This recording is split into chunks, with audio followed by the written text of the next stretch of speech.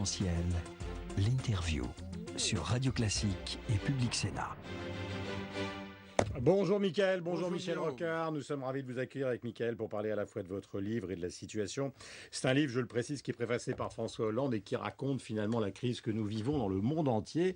La crise de ce capitalisme financier que vous redoutez, parce que la thèse générale du livre, c'est qu'une sorte d'ombre, ce sont ces masses de capitaux, planent sur l'essentiel de notre vie de quotidienne et aussi sur notre avenir. Un petit mot sur ce que vient de dire Guillaume Tabar avec l'expérience qui est la vôtre.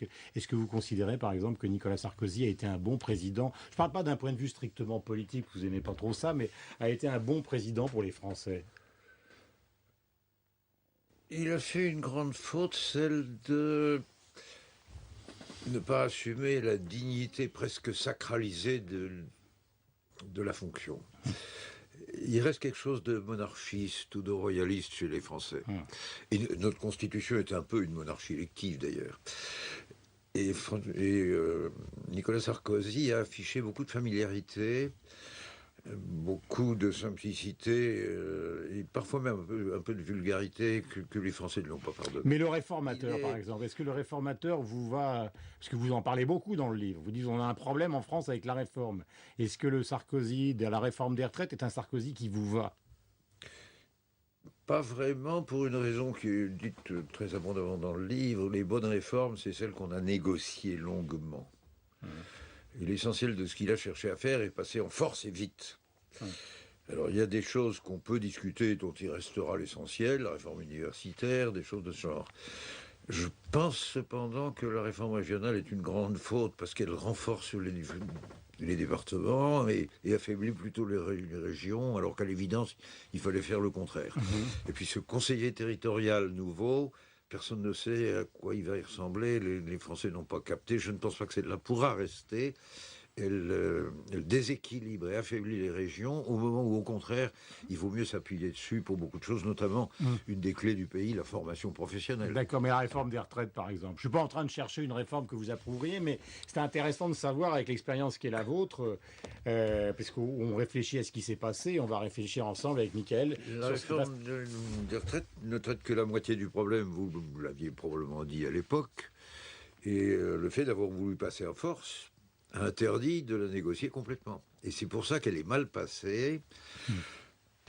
C'est dans le même trimestre que deux pays, la France et la Suède, sont arrivés à un mode de calcul de la retraite qui fait qu'on aura dans quelques années chance d'avoir cotisé assez pour avoir la retraite complète vers 67 ans. En France, le gouvernement a fait passer cette réforme par la loi, il s'est donné 4 mois. En Suède, ils avaient mis 7 ans. Elle a été intégralement négociée. Il n'y a pas eu de grève, il n'y a pas eu de bagarre. Il n'y a pas eu 3 jours perdus pour le produit national brut et 3 jours d'ennui pour les usagers des services publics. Et c'était mieux accepté. La presse de ce matin, en même je temps, viens de beaucoup le de lire gens ont en dit entrant que dans votre la gauche studio. aurait mieux fait de le faire à son époque, parce que finalement, Je la gauche n'a jamais... je dis depuis toujours, je le redis d'ailleurs dans ce bouquin, Alors, que la gauche aurait dû aller jusqu'au bout du problème par une négociation attentive. C'est ce que j'avais commencé d'ailleurs, et que là, c'est dit de façon interrompue. Alors, Mickaël, puisque nous parlons de ce livre, donc, qui mélange les considérations sur la vie politique et sur la crise systémique du capitalisme. Et la crise systémique, Et c'est aussi puis la crise de l'Europe. écologique aussi. Une crise psychologique. Est-ce que selon vous, le retour à la croissance qui est préconisé par François Hollande arrivera jusqu'au bout? Est-ce que c'est une bonne idée? Est-ce qu'il ne va pas aller au clash avec Angela Merkel? Il n'y a pas grand rapport entre les deux.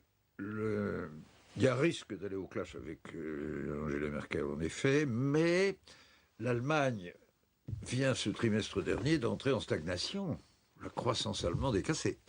Et donc, Mme Merkel elle-même a des problèmes. Et pourquoi? L'Allemagne ne peut plus exporter suffisamment, puisque ni l'Espagne, ni l'Italie, ni la Grèce, ni le Portugal, qui sont tous en récession, et déjà un peu aussi la Grande-Bretagne, raison différente, récession moins forte, mais récession quand même, achète beaucoup moins. Et donc même en Allemagne, le problème de la croissance est posé. Je crains beaucoup une demande française de symbole de bagarre, de symbole que ça cogne, qu'on se dispute.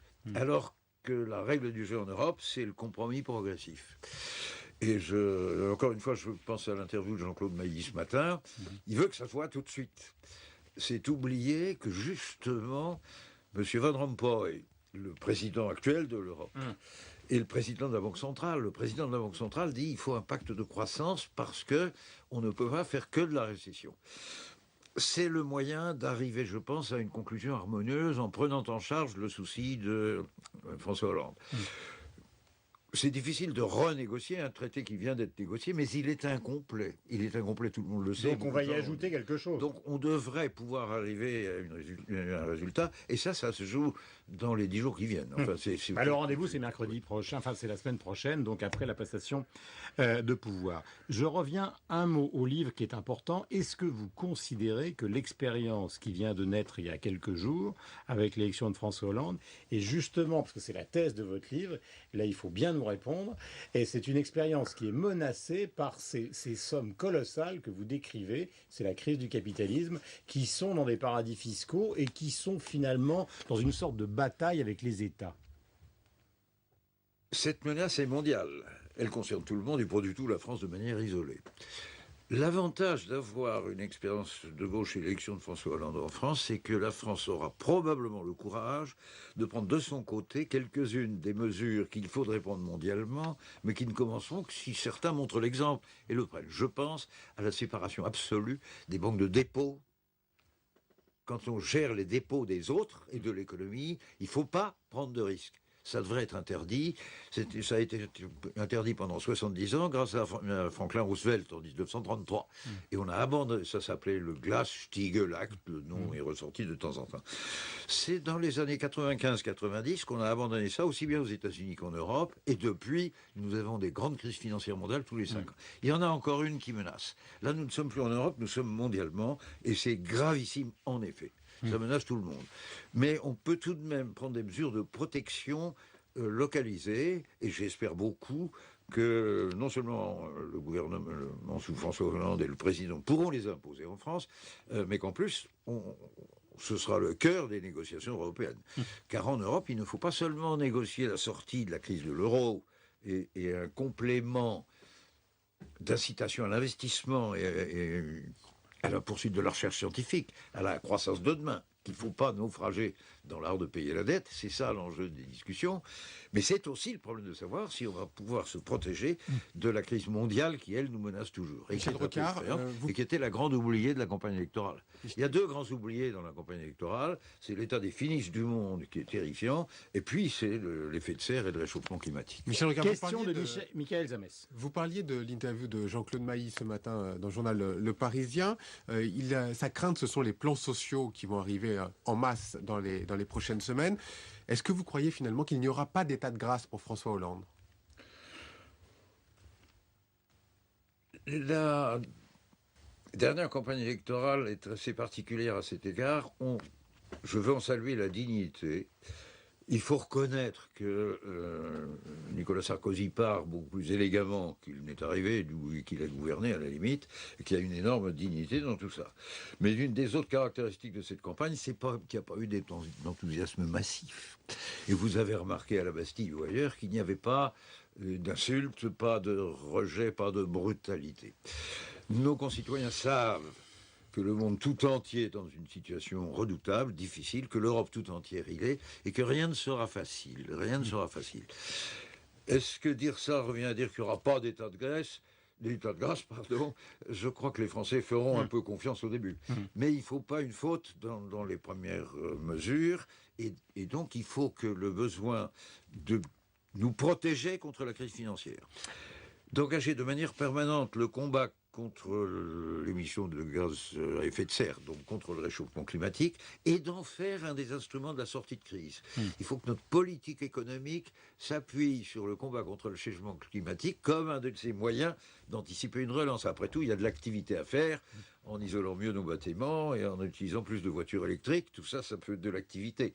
Il faut le mettre au service de l'emploi et de la création de richesses. C'est donc possible, mais il faut y penser tout de suite, et ça veut dire qu'il faut jouer le moyen terme et le court terme en même temps. Ce n'est pas simple. Ce n'est pas simple. Question importante aussi, Michel Rocard. On va parler un peu de politique politicienne tout à l'heure avec Mickaël. Mais la Grèce ce matin, là aussi vous avez beaucoup d'expérience. C'est l'impasse politique totale en Grèce. Personne ne veut de la politique d'austérité. Il n'y a pas de majorité gouvernementale. Et il y a plein de gens, comme par exemple Alain Minc hier soir chez nos confrères de BFM, qui disaient au fond, dans peu de temps, les Grecs vont finir par sortir de l'euro. C'est assez inexorable si ça ne change pas. Est-ce que c'est le diagnostic que vous faites ce matin?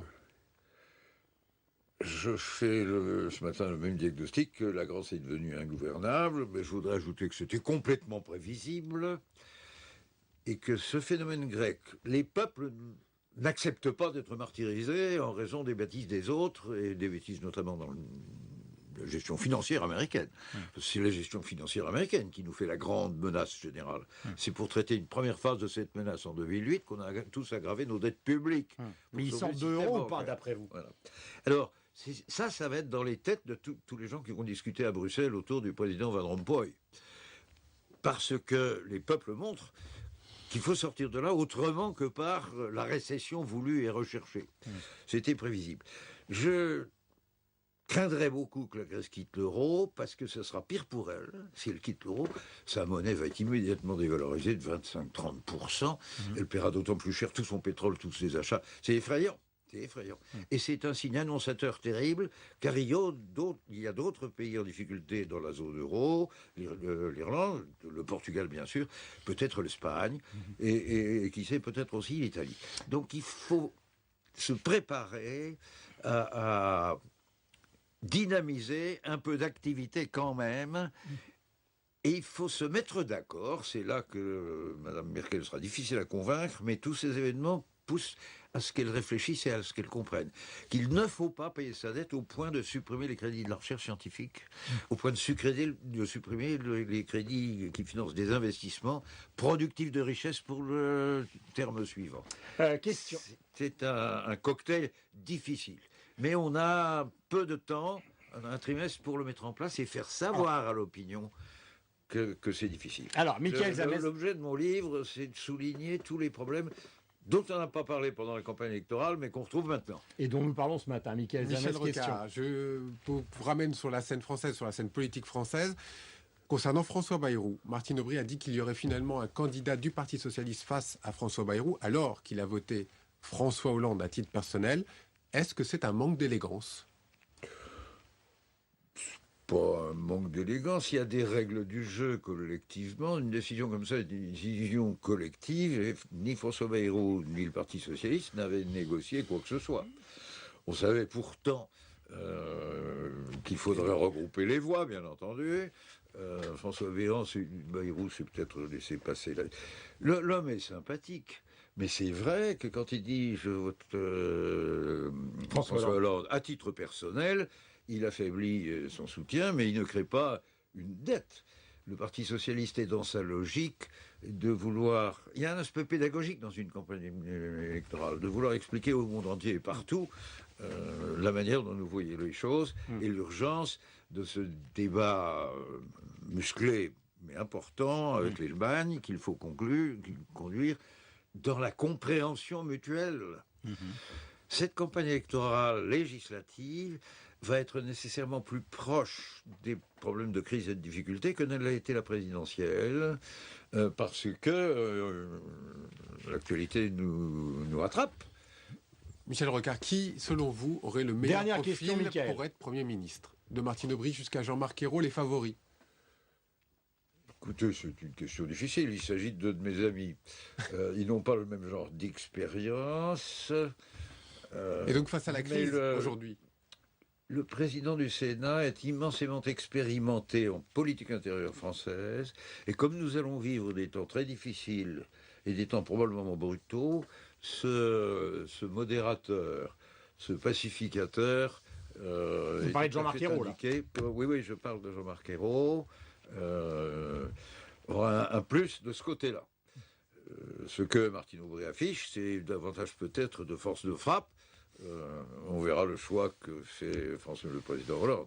Merci beaucoup Michel Rocard d'être venu ce matin. Je rappelle le titre de votre excellent livre qui fait un diagnostic sur la crise telle que nous la vivons tous. Il s'appelle Mes points sur les îles et publié aux éditions Odile Jacob et il est préfacé par François Hollande. Bonne journée à vous. Nous étions ravis avec Michael de vous recevoir sur l'antenne de Radio Classique et de Public Sénat. Dans un instant, le rappel des titres.